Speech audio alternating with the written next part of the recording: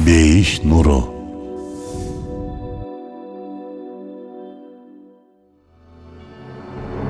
Колуңузга суу толтурулган стаканды алып, төкпөстөн чуркаганга аракет кылып көрүңүзчү. Же болбосо табакка бир нече суу толтурулган стакандарды коюп алып, чуркаңыз. Муну кылганга аракет да кылган жоксуз, туурабы? Себеби суу төгүлүп түшөрүн билесиз. Атүгүл кайдагы болбогон нерсени айтпачы дешиңиз мүмкүн. Бирок ааламга көз чаптырып, акыл калчап, ойлонуп көрсөк, сиз кайдагы болбогон нерсени айтпачы деген нерсе оңой эле ишке ашып жатат. Бир аз түшүнүксүз болуп калды окшойт, Анда келиңиз, кененирээк токтололу бул маселеге. Видеонун үнүн бийик коюп, эч нерсеге алаксыбай укканга аракет кылыңыз.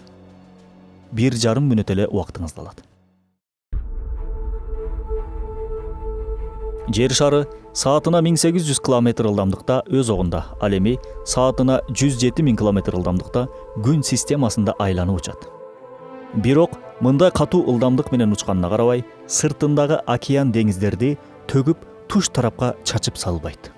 Бул суулардын жер шарынын ичинде эмес, сыртында туруп төгүлүп кетпөөсү өзүнчө бир керемет. Эми жогорудагы стакандын ичине эмес, сыртына суу куюп ташыганга аракет кылыңызчы. Ошол эле кезде тоо ташты, имараттарды, жан жаныбарларды да туш тарапка учуруп жиберген жок. Биз да олку солку болгон жокпуз. Троллейбуста эч нерсени кармабастан тик туруп кеткенге аракет кылып көрүңүзчү. Же болбосо Бишкектин чымын куюм болгон маршруткаларында тик туруп эчтеке кармабай кеткенге аракет кылыңыз. Биринчи светофорго жетпей эле кулап каласыз.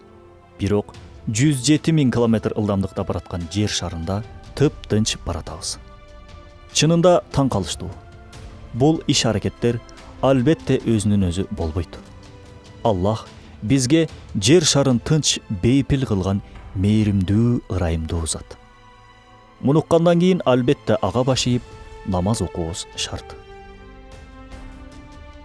Бирок сиз баары бир колуңузга суу толтурулган стаканды алып, төкпөстөн чуркаганга аракет кылып көрүңүз.